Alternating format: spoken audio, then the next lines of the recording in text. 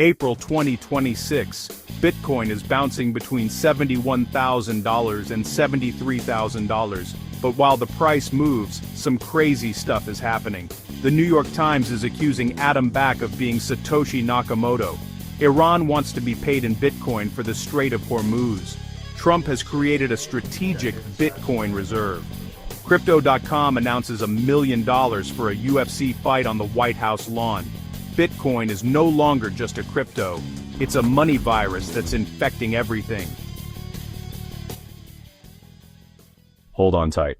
Imagine a public ledger that no one can mess with on their own. This system is Bitcoin. Its creator, Satoshi Nakamoto, published the white paper on October 31, 2008, right in the middle of a financial crisis. He proposed a radical alternative, a peer-to-peer electronic payment system without any middlemen. Satoshi didn't start from scratch. He was inspired by existing ideas like Adam Back's Hashcash, a method from 1997 to stop spam. Satoshi adapted this idea to create proof of work with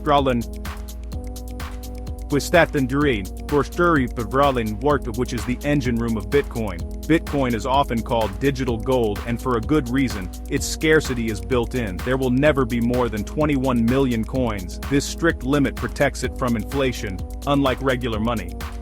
Most importantly, Bitcoin is decentralized. There's no CEO, no main office, no central server to attack. The network is kept running by a global community of volunteers. It's like the internet for money, a global, open network that lets you send value anywhere, anytime, without needing permission. To use it, all you need is a digital wallet on your phone. The security and creation of new Bitcoins are handled by miners, who check and confirm transactions. In short, Bitcoin combines cryptography, game theory, and a distributed network to create the first truly rare and independent digital money. But its story doesn't end there. Since it was created, Bitcoin has gone through several fascinating phases of change. In the very beginning, Bitcoin was just a curiosity, a hidden project talked about on crypto forums by a few people in the know. It was a toy for geeks, for cypherpunks who saw in it the promise of decentralized money, free from any control. They mined blocks in the layer,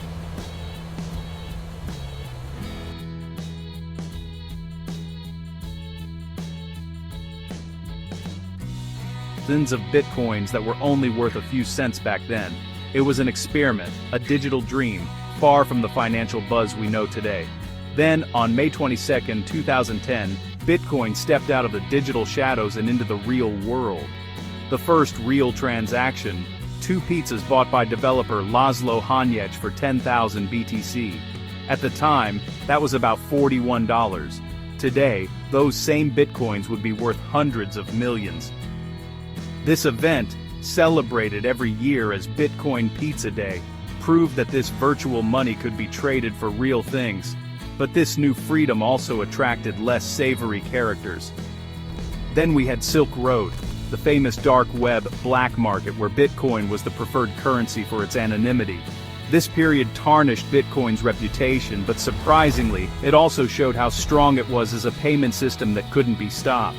It was also during this time that the first speculative bubble happened, pushing the price to over $1,000 before crashing hard. Years went by, and a new global crisis changed everything. COVID. Faced with economic uncertainty, central banks printed a lot of money, with massive printing of dollars and euros. This made traditional currencies worth less, which led many investors, and even companies, to see Bitcoin as a store of value, a digital gold to protect themselves from inflation. The institutionalization was in full swing, and in 2024, 2 big events sped things up. The arrival of spot Bitcoin ETFs, allowing Wall Street to invest a lot of money easily. Then, the fourth halving, that planned event that cuts the creation of new Bitcoins in half, making it even scarcer and more appealing. These first 4 phases laid the groundwork, but it's from 2025 that everything really gets crazy. We're entering phase 5, the Trump era. Will Trump boost Bitcoin and cryptocurrencies? What about the trend of meme coins and tokens like Trump and Melania? Or, on the other hand, chaos? March 2025, Trump signs an executive order and launches the United States Strategic Bitcoin Reserve.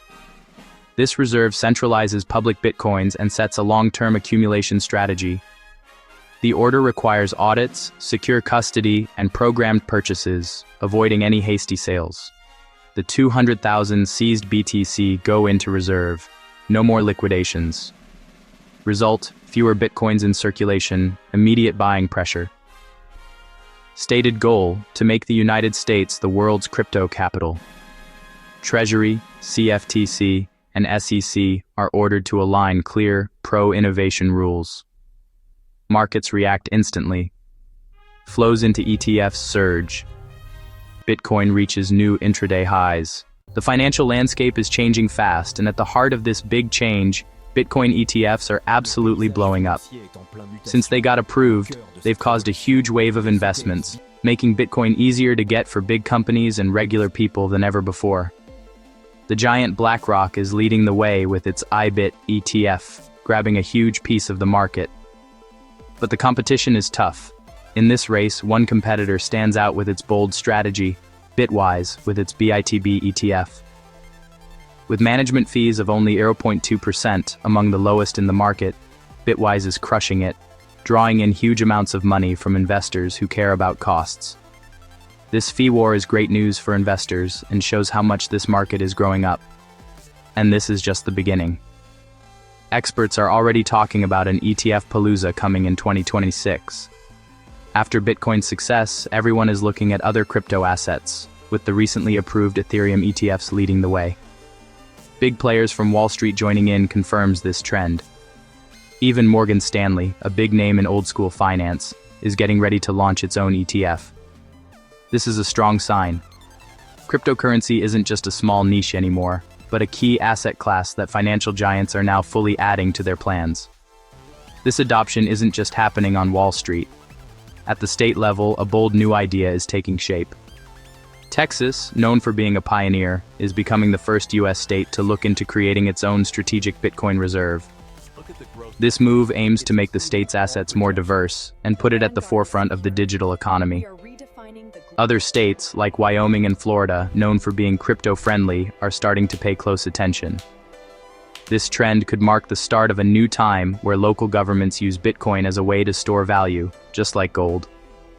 At the same time, in Washington, the push for clear rules is growing. Former President Trump is strongly pushing the Clarity Act, a very important bill for the future of crypto in the United States.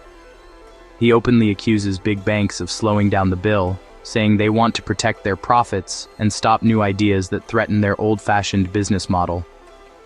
This political fight shows the tension between the old financial guard and the new decentralized economy. But what's the real point of this bill? It aims to create clear rules by precisely defining who is responsible between the SEC, which regulates securities, and the CFTC, which oversees commodities. This difference is key because it decides how digital assets are handled, taxed, and regulated. Ending this unclear regulation is a real game changer. It would offer the clear rules and legal safety that businesses and investors have been waiting for years, possibly unleashing a new wave of innovation and huge investments in the American crypto world. But beyond finance and technology, the craziest thing is what's happening geopolitically. Because Bitcoin is no longer just for traders or investors. It's now part of the global chessboard where nations compete. Take Iran. For years, the country has been under heavy economic sanctions from the United States, which aims to cut it off from the international financial system. Every dollar transaction is watched closely. Every access to global markets is blocked. It's an economic war, fought with the weapons of traditional finance. Facing this pressure, Tehran is looking for a way around it. And that's when the unthinkable happens. Iran announces an unprecedented move, a true declaration of financial war. Oil tankers wanting to cross the Strait of Hormuz, that strategic passage for a third of the world's oil, will have to pay the toll in Bitcoin. The choice is not random. By demanding Bitcoins, Iran bypasses the entire traditional banking system. No need to go through an American bank, no need for dollars. The transaction happens peer-to-peer, almost instantly, and without an intermediary. It's a neutral currency, stateless, and most importantly, extremely hard to block or censor. For a country trying to escape the dollar's power, it's the perfect tool. The news hits like a bomb in government offices around the world. Suddenly, cryptocurrency is no longer just a speculative asset. It's official. Bitcoin has become a geopolitical tool, a potential weapon in the economic conflicts of tomorrow. And in real everyday life? When you send Bitcoin, sometimes the transaction can get stuck for several hours. This happens when the network is very busy and the fees you paid are too low. In that case, you can use a simple tool like Bittools. You copy your transaction ID, or TXID, and paste it onto the website.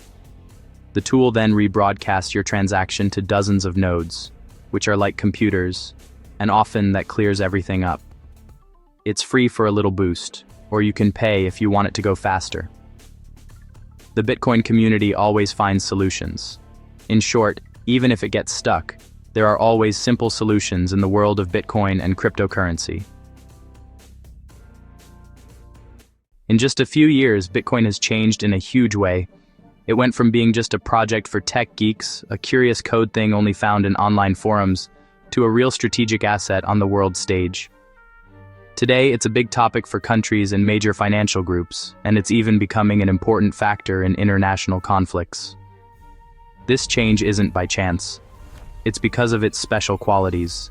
It's a decentralized currency, meaning no one person or group controls it, it can't be censored, and it protects against inflation. It offers a real alternative to the old financial systems. The money virus, as some call it, keeps spreading naturally, reaching new people, new businesses, and new countries every day. And this big movement is far from over. The effects are mind-blowing, and the questions they bring up are big news. That's why we want to hear what you think. Tell me in the comments. Do you think the Trump era, with its new pro-crypto stance, will really boost Bitcoin adoption in the United States and beyond? And on the other side of the world, what do you think about the geopolitical situation? Iran asking for Bitcoin to let ships pass through the Strait of Hormuz. Is that a stroke of genius to get around sanctions, or a big risk that could make global balances even more unstable? These discussions are just starting, and we'll keep breaking them down for you. If you liked this analysis and want to follow the rest of this geopolitical and financial story, show us your support. Like this video, subscribe so you don't miss anything, and most importantly, hit the notification bell. The next part is coming very soon, and it will explore how central banks and governments are getting ready to react to Bitcoin's growing power. You really don't want to miss it. Thanks for watching, and see you very soon.